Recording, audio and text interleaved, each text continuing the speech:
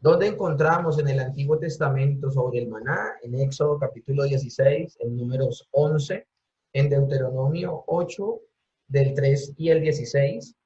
En Juan capítulo 6 también lo vemos en el Nuevo Testamento y en Primera de Corintios 10 también lo vemos referenciado.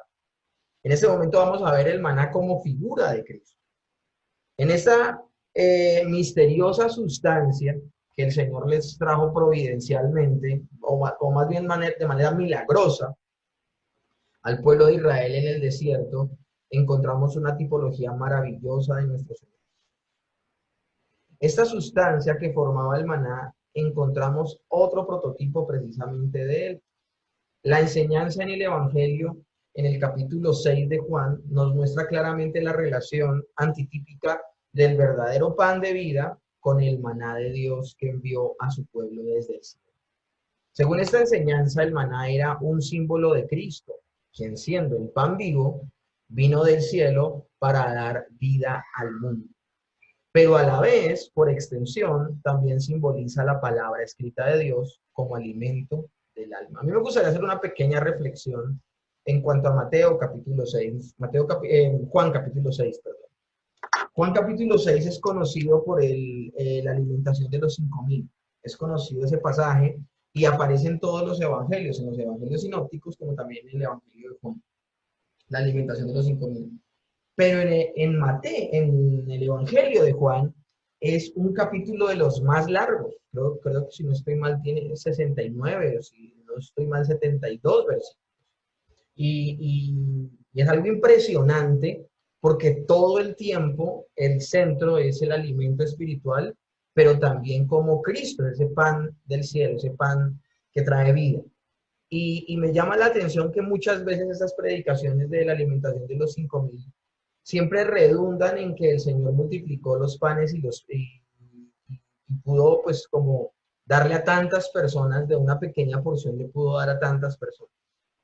Pero luego el Evangelio de Juan nos deja ver claramente cómo el Señor quería anunciar desde ese milagro otras cosas. Obviamente, Él es creador. Se ve uno de los atributos de Dios, de cómo Él puede crear.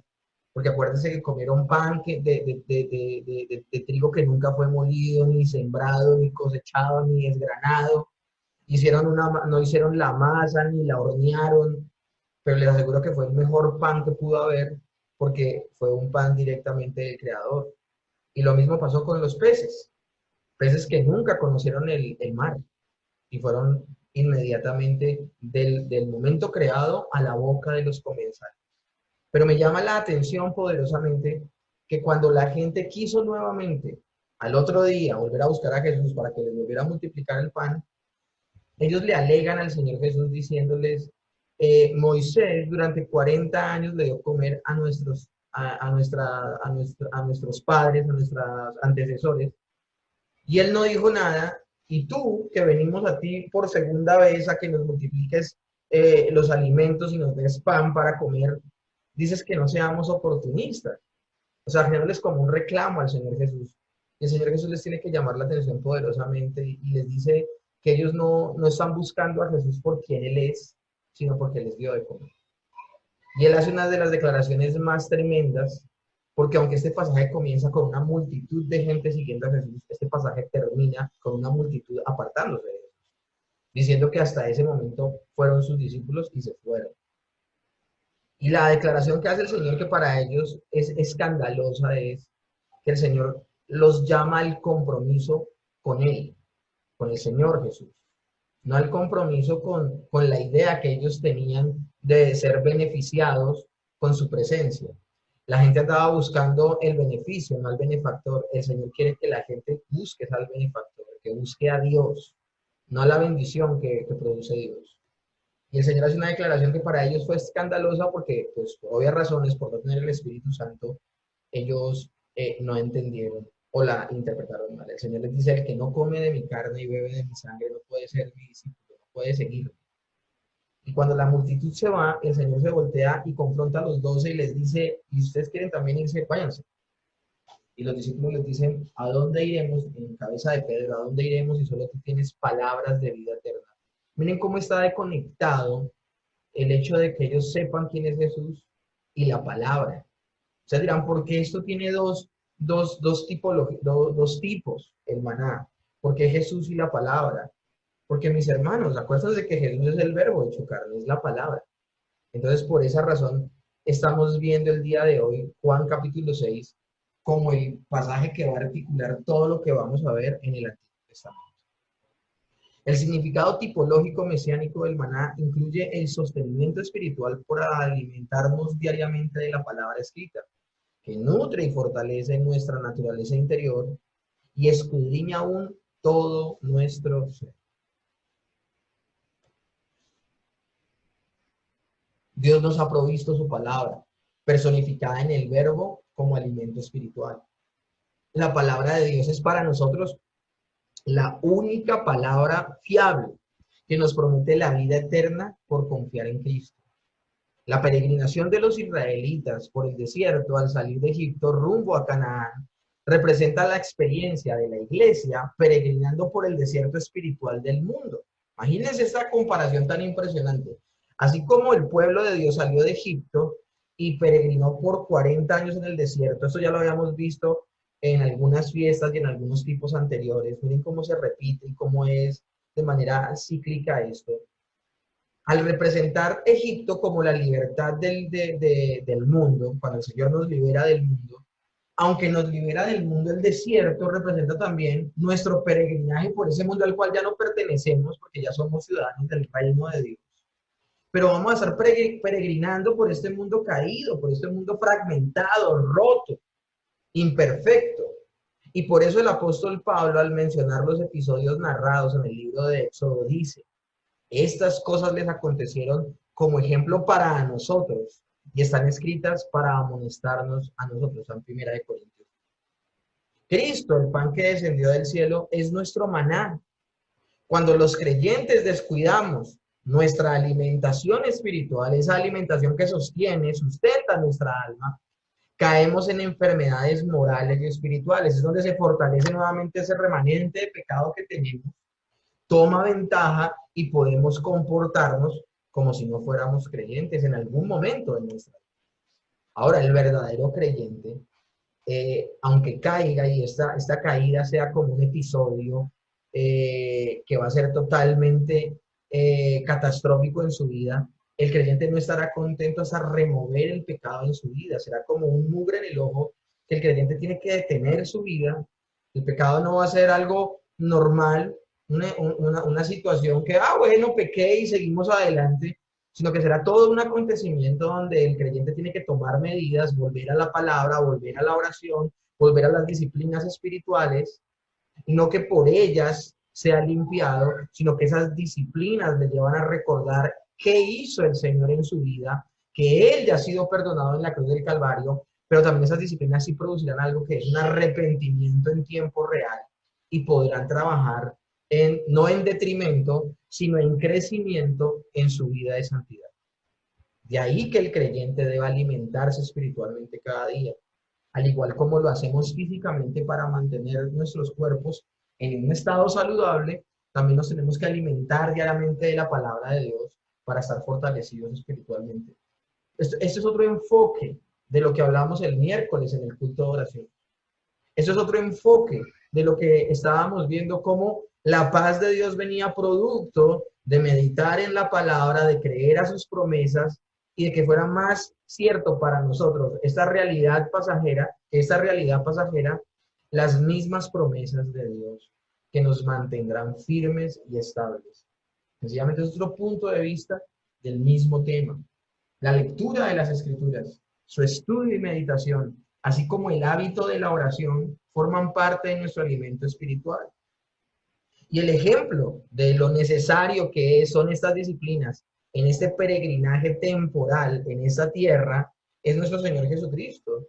Lo vemos en Marcos 1, en Juan 4, y lo vemos en muchos otros pasajes donde Él se retiraba a orar, donde Él todo el tiempo le estaba recordando las palabras a sus discípulos y mostrando la Escritura como su mapa para andar y obedecer exactamente a la voluntad del Padre. Ahora, hablemos de unos detalles típicos del maná. Esto va a ser interesante, algunos lo sabrán, otros no lo sabrán, y por eso es muy importante que los veamos el día de hoy. El nombre maná aparece en Éxodo 16, verso 31, donde la gente al ver eso que está cayendo del cielo, se preguntan, ¿qué es esto? Manú, manú, ¿qué es esto? El maná fue enviado al pueblo de Dios en medio de un árido desierto. Eso lo vemos en Éxodo 16 y también en Jeremías 2. Los israelitas no pudieron hallar alimento en aquel desértico paraje. La tierra no era cultivable. La única manera, y miren, acá se ve la categórica diferencia entre el desierto y la tierra prometida. Porque el desierto es una tierra que ellos no pueden sembrar. Y de hecho, ellos tienen una actitud nómada durante esos 40 años en el desierto. Cuando llegan a la tierra prometida, ya ellos pueden sembrar, ya no viven en tiendas porque no son nómadas, sino que ahora van a hacer casas de piedra, porque van a tener una vida sedentaria, se van a sentar en la tierra prometida. Y todo esto es una radiografía de la vida del creyente, todo esto es una radiografía nuestra. Como hemos sido liberados de Egipto, hemos sido liberados del pecado, pero aunque hemos sido liberados del pecado, seguimos viviendo en medio de un mundo caído, y mientras caminamos por ese mundo caído representado en el desierto, el Señor sustentará nuestras almas, porque este mundo no es un terreno fértil para nuestra alma.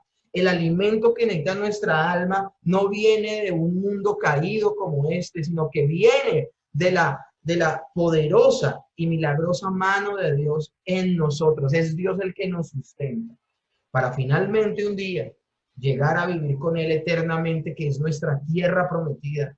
Nuestra tierra prometida como creyentes no es Canaán, sencillamente Canaán representaba algo que apuntaba a cosas eternas. Y nuestra tierra prometida es habitar permanentemente con el Señor. Y ahora viviendo permanentemente con el Señor, ya no será un peregrinaje temporal. Nosotros ahorita podemos decir que en este mundo vivimos en tiendas porque todo es temporal y pasajero.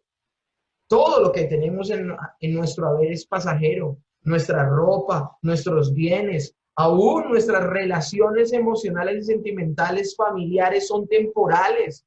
Porque en el cielo o en la gloria con el Señor ya no habrán esos vínculos de padre, hermanos, hermanas, esposas, hijos, sino que todos seremos hermanos en la fe y todos tendremos un mismo Padre que es nuestro Dios y seremos coherederos juntamente con Cristo. Esto es interesantísimo, esta radiografía, y es bueno tenerla en cuenta. Bueno, eso es lo que pasó con los israelitas. Ellos no pudieron hallar alimento en el desierto.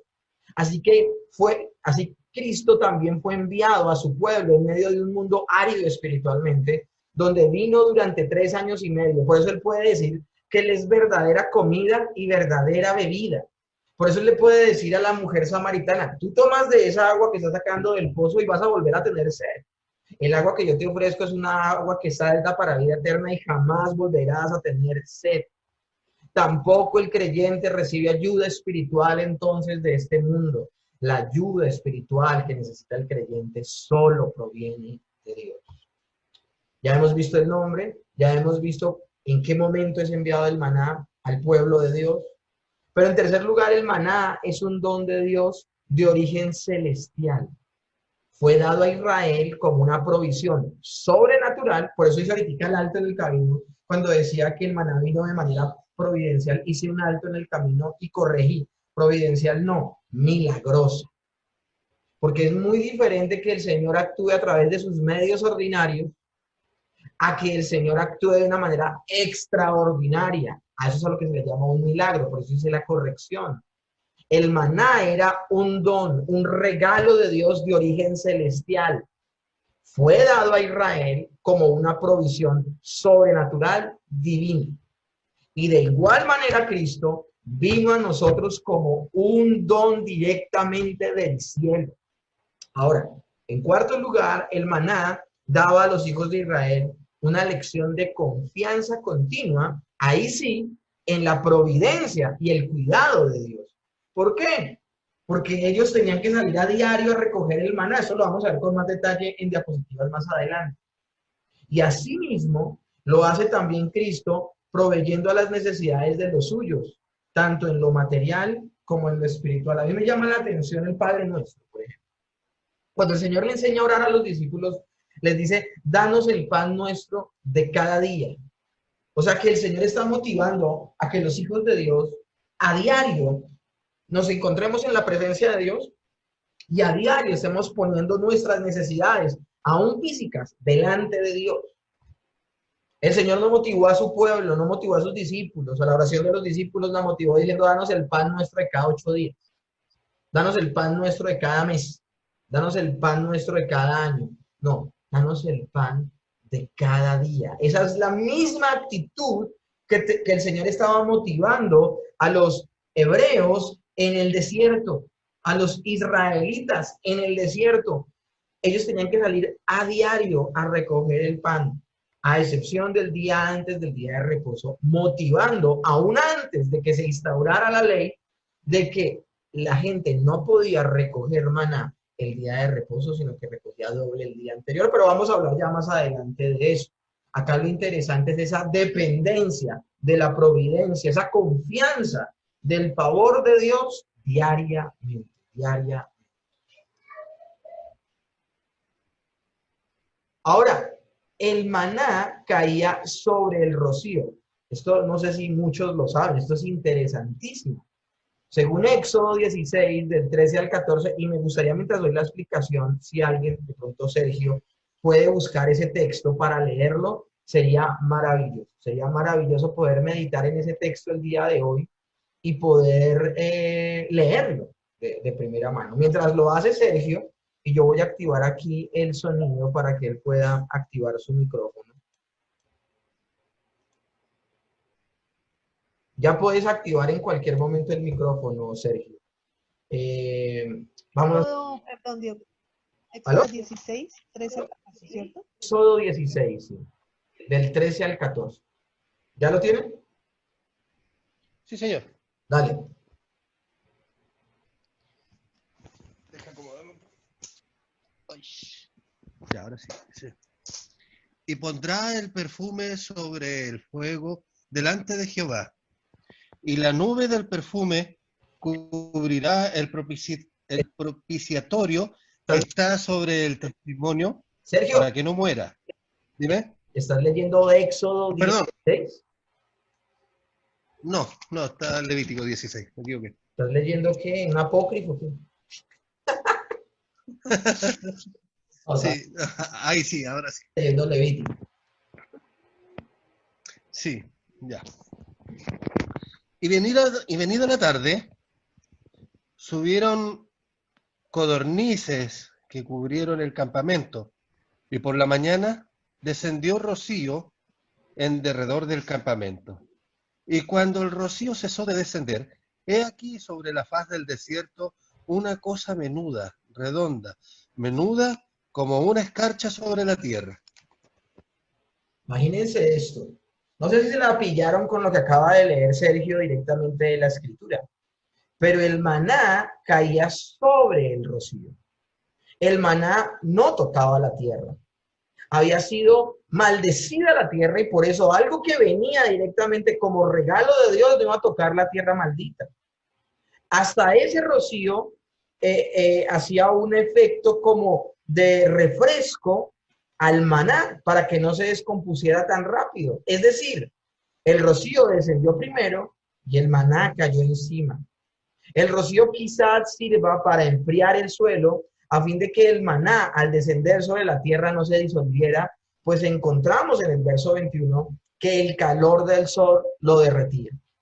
Al ser enfriado el suelo lo suficiente por el rocío, permitía que el maná quedara sin derretirse el tiempo necesario para que los israelitas recogieran la cantidad que fuera necesaria para su uso diario. Dos enseñanzas importantes se desprenden de esto y sugieren aquí, por vía típica, primeramente, el hecho de que el maná no tocara la tierra seca nos habla de que Cristo no participó de la humanidad caída.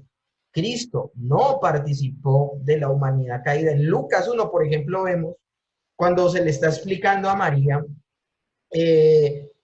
cómo es que va a concebir del Espíritu Santo al Hijo de Dios, habla de que Dios mismo cubrirá al santo ser. Y ese término cubrir al santo ser habla de que Jesús no heredó el pecado original, ni siquiera a través de su mamá. Porque al no tener padre humano, no lo heredó por su padre. Pero al nacer en un vientre materno, podría, aunque el pecado no es una sustancia ontológicamente hablando, María de alguna manera podría, por estar en ella, de alguna manera María podría transmitirle eso. Pero entonces por eso es que la palabra dice que el santo ser de Dios, ese santo ser que es hijo de Dios, fue cubierto por Dios mismo, por el Espíritu Santo, impidiendo que él heredara esa naturaleza caída de su madre. O sea, sencillamente María fue un recipiente santo del que vino el Señor Jesús. Pero no hay ninguna herencia de pecado por parte del Señor. Y esto lo toco porque me parece maravillosa esta tipología en cuanto a esto. Así como no tocó el maná la tierra por estar maldita, por estar rota y deshecha por el pecado, de igual manera Jesús, aunque nace de una mujer completamente humana y que había heredado la naturaleza caída de Adán, él mismo no la hereda porque él es reservado. Así como el maná fue reservado por el rocío, el Señor fue reservado por el Espíritu Santo para, al tener un padre como Dios, no lo heredó por parte de su padre el pecado original, ni tampoco por esa situación que les estoy contando heredó el pecado de su madre. Por eso el Señor no tiene ninguna consecuencia heredada de la caída de Adán. Ahora, segundo, el rocío habla simbólicamente del ministerio del Espíritu Santo, quien revela a Cristo en el corazón del creyente consagrado y obra en el incrédulo para convencerlo de su estado pecaminoso. Así, en ambos casos, el Espíritu Santo ayuda al hombre a discernir al verdadero pan de vida. Esto es una bomba, mis hermanos. O sea, esto es algo impresionante como en el Antiguo Testamento el Señor nos puede decir todo esto a través de un hecho como el del maná. Pues que este curso de tipología ha sido una tremenda bendición. Ahora, el maná caía durante la oscuridad de la noche y Cristo volverá al mundo cuando la humanidad se encuentre en la noche más oscura de su maldad, al final de la gran tribulación, aunque habrá luz para los fieles. Ahora, esto de que habrá luz para los fieles, algunas veces de la fuente que yo tomo para enseñar estas tipologías, uno se da cuenta de la escatología que tienen las personas que escribieron en algunos apartes este libro. Entonces, por eso me llama la atención que también aquí depende pues de la posición, ¿no? Escatológica que haya, ¿no? Pero Cristo finalmente llegará en un momento donde el mal estará pues desatado. Ustedes saben que la gran tribulación para la posición amilenial va aumentando, aumentando, aumentando, aumentando, y estamos viendo cómo el mundo se descompone, se descompone, se descompone, y cómo el Señor llegará en un momento bien álgido y traerá pues esta maravillosa presencia suya, acabándose el mundo como lo conocemos y finalmente dando lugar a nuevos cielos, nueva tierra, donde aún la luz de ese nuevo mundo ni siquiera será el sol, sino el mismo Dios. El maná también se recogía temprano en la mañana y es provechoso tener un tiempo devocional a primera hora del día. Esto es más como me parece que es de alguna manera como tratando de motivar a la devoción de la palabra de Dios. Nosotros somos de las personas que tan pronto nos levantamos ya con hambre y queremos prepararnos un alimento. Hombre, qué bueno sería que nuestro espíritu estuviera también así de hambriento de la palabra de Dios. El Señor dice en las bienaventuranzas, y esto sí es un hecho, bienaventurados los que tienen hambre y sed, porque ellos serán saciados. Mis hermanos, que cada mañana tengamos hambre de la palabra de Dios y la busquemos. Porque el Señor nos dice que el que viene a mí no le echo fuera. Buscadme y viviréis. Maravilloso. En octavo lugar, el maná no fue producto del trabajo de la mano del hombre. Era obtenido por Israel mediante la labor de recogerlo diariamente. Y para cogerlo tenía que inclinarse hacia la tierra, casi como arrodillándose. Así el creyente debe nutrirse de alimento espiritual que le viene cada día de Cristo y de su palabra. Mis hermanos, como criaturas, nosotros no somos independientes. Somos seres dependientes, aún los mismos incrédulos. Lo que pasa es que el incrédulo no se humilla delante de Dios. Pero el incrédulo en muchas oportunidades se dará cuenta que al tenerlo todo le falta todo, porque no tiene a Dios. Porque la gente entra en depresión y angustia y cuando uno ve que tienen tantas cosas, familia, dinero, bueno, tantas posesiones y privilegios, hasta poder, y se sienten aún en esa zozobra y en esa falta y en esa carencia, porque el hombre no fue diseñado para vivir de manera independiente a Dios, sino ser dependiente. Bueno, el mismo hecho de recoger el maná como se recogía muestra la dependencia del creyente de Dios, porque no era obtenido por la fuerza humana, sencillamente lo recogía en los términos que Dios había dado y casi en una posición de humildad y de completa dependencia. Habéis sido llenos, dice la palabra, habéis alcanzado plenitud. Y la humildad es necesaria para comprender las riquezas escondidas en la palabra de Dios. También otro punto interesante es que el maná anunciado por Dios no fue reconocido por Israel. Dios mismo tuvo que hacer saber a los israelitas que era aquella misteriosa sustancia que llovía del cielo. Así cuando vino el Mesías anunciado por Dios, no fue reconocido por su pueblo ni por el mundo. Solo veían en él un profeta. Dios mismo entonces tuvo que revelar quién era Cristo y las profundidades de la escritura tampoco son comprendidas por los incrédulos. Imagínense, empezó a caer el maná del cielo. Y ellos lo primero que se preguntan es, ¿qué es esto? Y nunca lo asociaron con comérselo. Sencillamente, o sea, es que, díganme, que llevan tiempo en que cae rocío, en que llueve y todo esto, y nunca han usado eso como un medio para sustentarse y alimentarse. Entonces, que caiga algo del cielo, desconociendo qué es, ellos no tienen la mínima idea de que es para comer. El Señor es el que les habla y les dice que lo pueden comer. De la misma manera, ni siquiera los discípulos habrían podido asociar el advenimiento del Señor Jesucristo con las promesas cumplidas y que ya estaban en el tiempo en que el Mesías caminaría entre ellos. Era por un acto de revelación de Dios en el caso de los autores bíblicos y por un acto de iluminación en nuestras vidas que podemos conocer las verdades espirituales.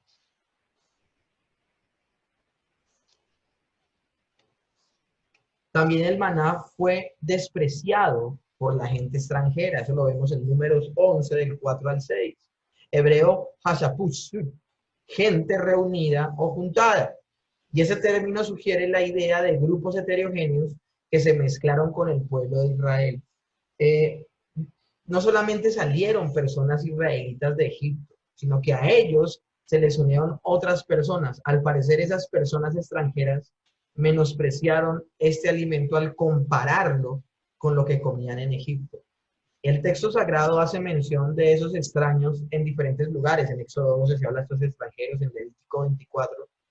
Y como les decía, serían gente que no encontrándose satisfechos en el valle del Nilo, en Egipto, aprovechaban en el éxodo de los hebreos para pegárseles, para unírseles a ellos y recobrar una libertad de la que no gozaban allí. Pero desecharon el maná, como lo hicieron igualmente los israelitas cuando se cansaron de él tiempo después, deseando volver a alimentarse de la comida de Egipto, quejándose de la provisión del Señor y diciendo: nuestra alma detesta este alimento tan miserable. Números 21. Actitud que no fue solo de los extranjeros, tengo que hacer la aclaración, sino aún también del pueblo de Israel, donde ellos dicen: nos recordamos, nos acordamos cuando nos sentábamos a las ollas y comíamos puerros, cebollas y ajos y tomábamos sopas y bueno, todo este tipo de cosas de aquí solamente con este maná. Y hermanos, es que fue maná 40 años. Pero la actitud que ellos toman de menosprecio acerca de este pan celestial, que ahorita vamos a ver las propiedades que tenían y cómo sirvió para sustentarlos durante todo ese tiempo en el desierto, ellos vieron como que no era suficiente. A mí me llama la atención con esta parte de la tipología, una parte del himno de Martín Lutero Castillo Fuerte. en uno de los apartes de este himno, dice la canción, dice el himno, que es esa palabra del Señor que el mundo no apetece. Y me gusta la reflexión de ese himno. ¿Por qué razón? Porque la palabra de Dios no la ama el mundo. Una persona incrédula, un inconverso, no aprecia las verdades espirituales. Ustedes se deleitan, por ejemplo, en esta clase. Un incrédulo en algún momento puede sentir curiosidad, en algún momento puede sentir como eso de preguntar, pero quedarse como el grupo que ahorita está terminando teología sistemática 2 años, durante 2 años, un día a la semana, escuchar durante 2 horas a una persona enseñarle Biblia, eso solo lo puede hacer el Señor en una persona, solamente una persona regenerada que tiene vida espiritual, ama y anhela la palabra. Solo una persona regenerada anhela la escritura cada mañana, anhela saber cada vez más las verdades de Dios y ponerlas en práctica en su vida. El inconverso no aprecia las verdades bíblicas. Eso lo vemos en Jeremías, en Hechos, cómo desprecia la palabra de Dios. Ahora, este maná tenía que ser comido enteramente. En Éxodo 16, verso 4 al 13 lo dice. En el verso 15, en el 21 y en el 35, se habla de cómo era que se debía recoger y aún manipular. Formaba parte del alimento cotidiano de Israel y por eso duró 40 años hasta que el pueblo terminó sus jornadas de marcha por el desierto, y cuando llegaron a la tierra prometida, dice la palabra que cesó el maná y ya empezaron a poder comer del alimento de la tierra. Eso es algo impresionante, mis hermanos, porque también podemos comparar cómo si aquí la palabra de Dios representa el maná del cielo. Entonces imagínense las enseñanzas que nosotros vamos a tener en nuestra tierra prometida, que es en la eternidad con el Señor. ¿Cómo será el alimento espiritual en la eternidad, ya estando con el Señor en vivo y en directo? Será majestuoso, será maravilloso, será maravilloso. El singular colectivo, la codorniz, que en hebreo es selah o salah, significa quieto, cómodo o seguro, por vivir descansadamente de esta especie de volátiles en los campos de maíz.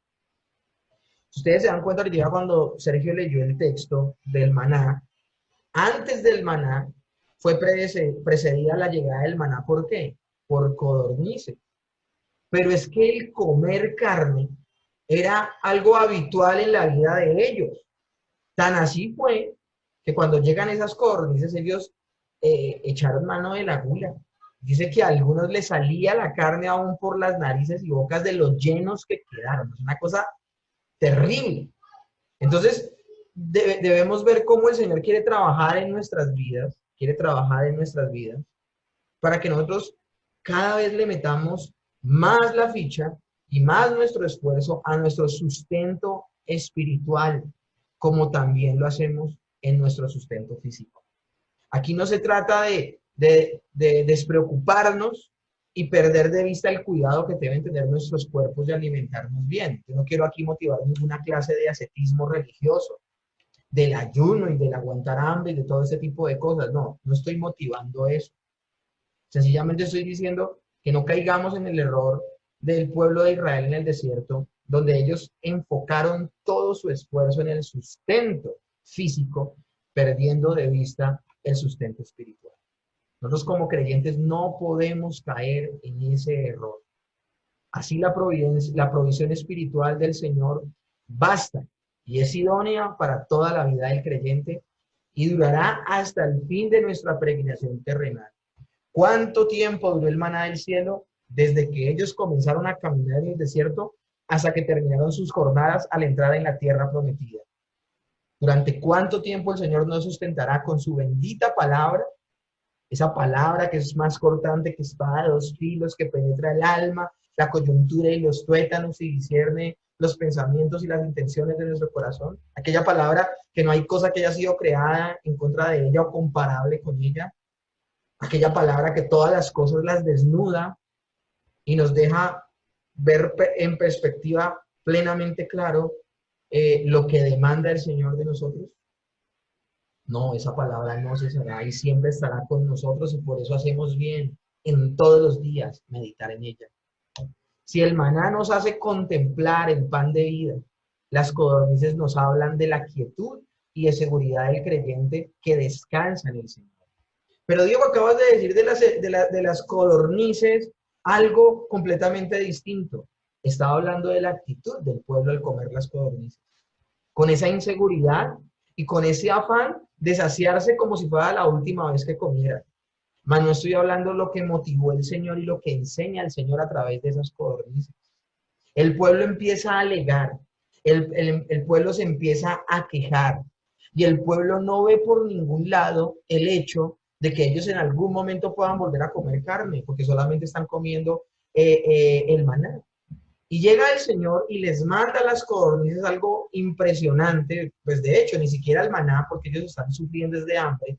Las pocas provisiones con las que salieron de Egipto se les acabaron muy rápido porque ellos salieron de Egipto con muchas cosas, con mucha provisión. Acuérdense que les dieron sus arcillos y su oro y su plata los habitantes de Egipto. Al parecer salieron también con corderos, con ovejas y todo esto para poder ofrecer de sacrificio en el sistema sacrificial. ¿Qué más iban a ofrecer? Palomas, ellos tenían animales y todo esto. Pero la base de su alimentación se estaba acabando, y es donde ellos se quejan. Ellos no ven una salida, y el Señor les dice, hoy mismo les daré a comer carne. Algunos escépticos no creyeron, pero esas mismas codornices también tipifican algo, y hablan de la quietud y la seguridad del creyente que descansa en el Señor. Entonces no podemos dudar nunca de las promesas de Dios. Hay otro pasaje ya más entrado del Antiguo Testamento en la época de los reyes, donde hay una gran hambruna, donde llevan 2 años de asedio el pueblo de Israel, donde no han comido, donde se están muriendo de hambre, donde las mismas mujeres están cayendo en canibalismo y se están comiendo a sus propios bebés.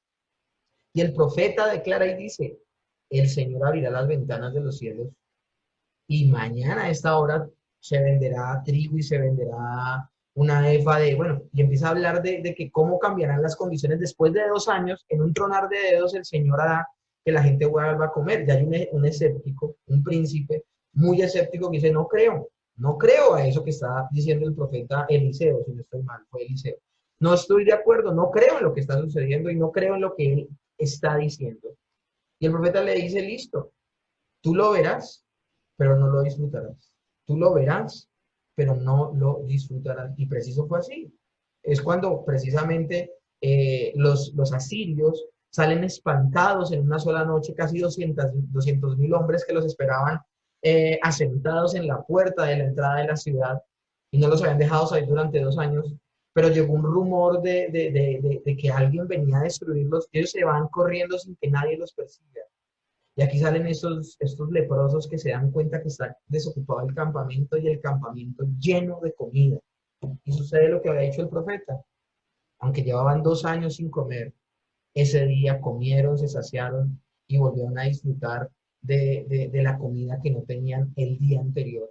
Y el príncipe que dudó, que cuidaba la puerta, toda la multitud, no esperando y siendo organizada, y le pasó por encima y lo mató. Nunca dudemos de la provisión de nuestro Señor y del cuidado maravilloso que Él tiene acerca de nosotros. El maná también no podía ser almacenado. Ustedes saben eso muy bien. Éxodo 16, del 19 al 24, nos enseña que el Señor suministraba la porción necesaria para cada día, pero si se guardaba, se corrompía, se dañaba, se descomponía. Así los creyentes debemos compartir con otros el provecho de la palabra y su mensaje de salvación. Ahora, literalmente, para el bien o provecho común, que era el propósito del maná, aquí se refiere a los dones espirituales, a los dones espirituales.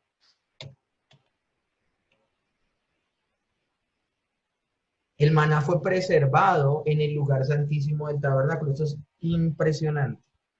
Ese mismo maná que se descomponía si no se comía ahí mismo, ese mismo maná que solo podía ser de manera sobrenatural, era sustentado si se recogía un día antes del día de reposo, y ese maná recogido el día antes del día de reposo, ese maná sí duraba 2 días. El día que había sido recogido, ya el otro día para podérselo comer. Era la única excepción. De resto, todo el maná se descomponía el mismo día en que caía. Se derretía o si se guardaba, criaba gusanos, dice la palabra. Pero hay una porción de maná que toma Moisés y esa porción de maná la guarda juntamente con las tablas de la ley y la vara de Aarón que reverdeció en el arca del pacto, en el arca de la alianza.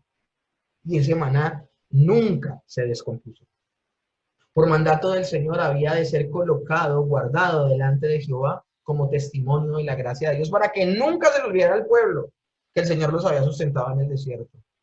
La urna que contenía aquella sustancia nutritiva fue depositada dentro del arca del pacto, quedando así el maná ocultado de ella, porque su verdadero significado, el pan de vida que descendió del cielo, fue escondido a Israel en aquel tiempo, pero un día será manifestado ante Israel lo que representa, pues el Señor hace esta promesa: al que venciere dará de comer el maná escondido. Esto dice Apocalipsis 2.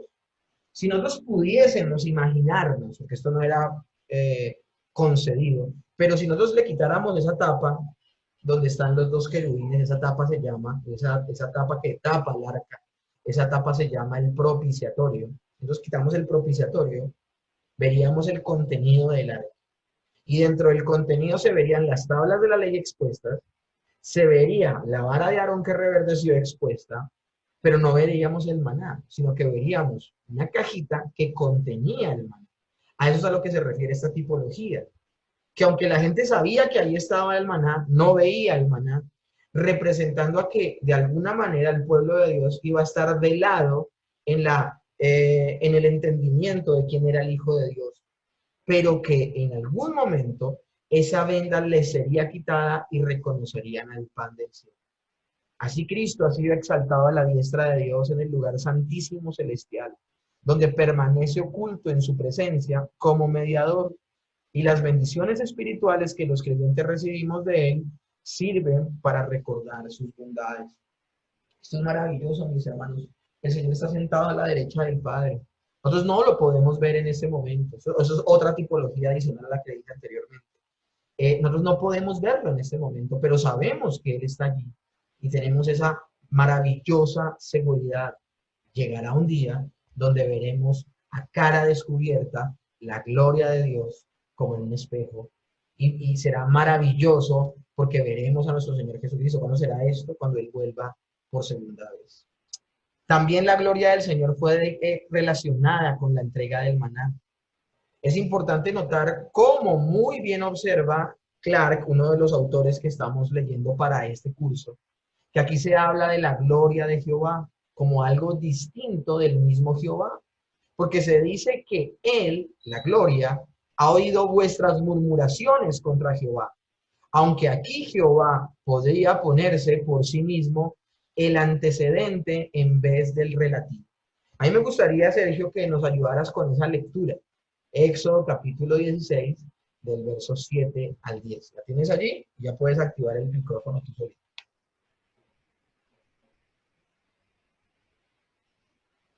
Confírmame. Sí lo tengo. Gracias. Del 7 al 10. ¿Qué dice? Dice, y en la mañana veréis la gloria de Jehová, porque Él ha oído vuestras murmuraciones contra Jehová. Porque nosotros, ¿qué somos para que vosotros murmuréis contra nosotros? Dijo también Moisés, Jehová os dará en la tarde carne para comer, y en la mañana pan hasta saciaros, porque Jehová ha oído vuestras murmuraciones con que habéis murmurado contra Él. Porque nosotros, ¿qué somos? Vuestras murmuraciones no son contra nosotros, sino contra Jehová. Y dijo Moisés a Aarón, di a toda la congregación de los hijos de Israel, acercaos a la presencia de Jehová, porque Él ha oído vuestras murmuraciones. Y hablando a Aarón, a toda la congregación de los hijos de Israel, miraron hacia el desierto, y he aquí la gloria de Jehová apareció en la nube. Esto es impresionante. Esto es impresionante cómo se habla de la gloria de Dios se habla de la presencia y de hecho todo el tiempo que habla Dios habla en plural, una cosa impresionante. Y este pasaje precisamente puede recibir alguna luz con Hebreos 1:3.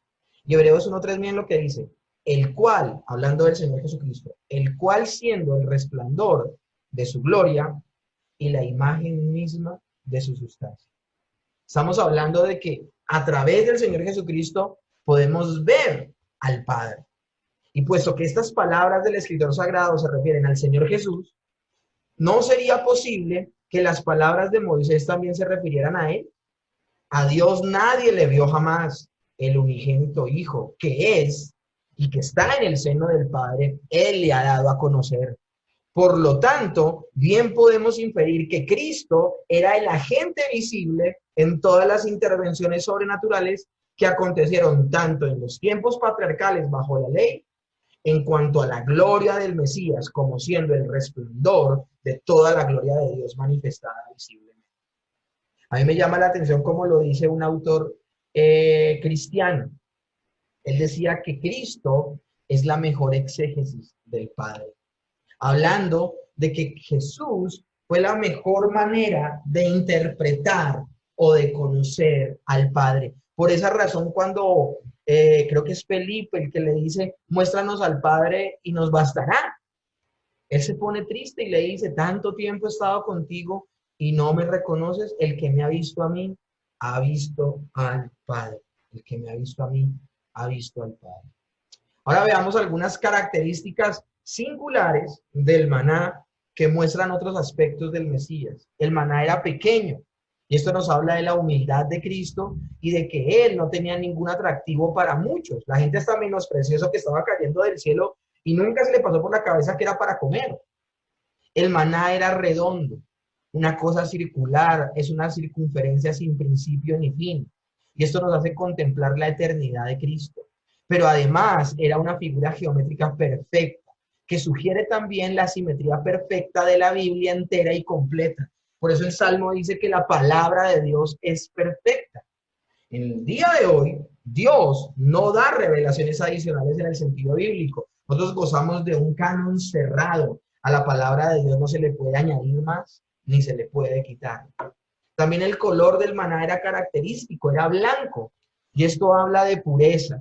Se añade que el maná tenía la apariencia del bedolac o del bedelio, un arbusto resinoso, balsámico, o sea que se usaba para bálsamo, en forma de pequeños granos blancos amarillentos, y cuyo término se usaba para designar una perla blanca. Sugiere entonces esto la santidad de Cristo y la pureza de la palabra de Dios. Aún la estética del maná nos deja ver mucho de Cristo y de la palabra de Dios. El sabor del maná era dulce como la miel y nos habla del carácter dulce del Señor y de la dulzura de la palabra de Dios. Para el creyente, las delicias de la palabra son como la miel al paladar. También el maná era molido y sugiere las aflicciones de Cristo. Él sufrió durante su vida y su muerte. El maná que se guardaba para el sábado también se guardaba, se conservaba y se constituía por ese día incorruptible. Así Cristo no vería corrupción. ¿Eso qué quiere decir? El maná, aún el maná que se recogía el sexto día antes del día de reposo, esto es una bomba, mis hermanos. Ese maná que no se corrompía representa a Jesucristo cuando murió, pero su cuerpo no se descompuso, sino que resucitó. El maná también tenía propiedades nutritivas y como tal sustentaba a quienes lo comían. Así Cristo es el sustentador del creyente y su palabra es alimento espiritual sólido que nutre nuestra fe. Y finalmente el maná era suficiente. La obra de Cristo también es suficiente para nuestra salvación. Aún creo que esto es importantísimo si hablamos de sus aplicaciones. El hecho de que el maná se encontró cerca de la gente nos habla de que la palabra de Dios se halla siempre al lado de los creyentes. El maná no cayó lejos del campamento. El maná siempre caía, en el campamento.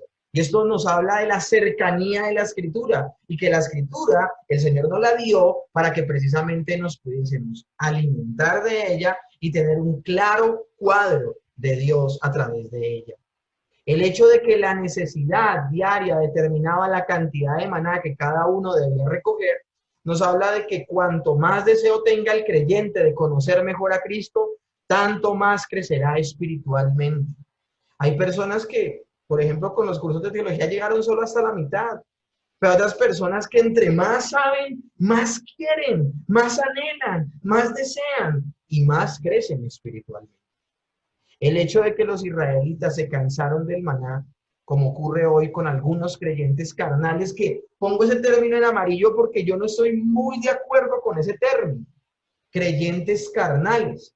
Alguien diría, bueno, pero es que el apóstol Pablo nos habla en esos términos, sí, refiriéndose a la inmadurez. No que haya creyentes carnales y creyentes espirituales, eso no existe. No existe tal cosa como un creyente carnal y un creyente espiritual, y acá tengo que hacer la aclaración. Solo hay una clase de creyentes, creyentes espirituales, porque lo que hace al creyente creyente es la presencia del Espíritu Santo en su vida. No podemos hablar, y como se entiende al día de hoy el término creyente carnal, es una persona que no goza del Espíritu Santo. Eso es imposible. Una persona que no goza del Espíritu Santo no es un creyente carnal, es un incrédulo. Entonces es bueno tener esto en cuenta, y por eso la ponía como en amarillito para hacer esa énfasis. Pero pues algunos autores de los cuales me alimento para dar este curso tienen esa terminología, pero entonces tengo que hacer la corroboración y la aclaración. Hablando de que el hecho de que los israelitas se cansaron del maná, como ocurre hoy con algunos creyentes inmaduros que descuidan su devocional, que descuidan la presencia de Dios. Pastor, ¿eso puede suceder? Sí, sí puede suceder. Puede suceder personas que descuiden su comunión con Dios, pero van a vivir una vida de dolor y de sufrimiento, no porque todo les salga mal, no estoy hablando de eso, sino que esas personas dentro de sí se sienten mal y se sienten en agobio porque no tienen el descanso que solamente puede tener un hijo de Dios, que es la presencia de Dios. Entonces, nosotros no debemos cansarnos del buen alimento espiritual. Tenemos que tener cuidado. Tenemos que estar siempre meditando en la palabra de Dios, como le decía Pablo a Timoteo, y a mí como nos motiva el autor de Hebreos a hacerlo. En conclusión, los cristianos debemos buscar siempre el sano alimento que nos provee el Señor.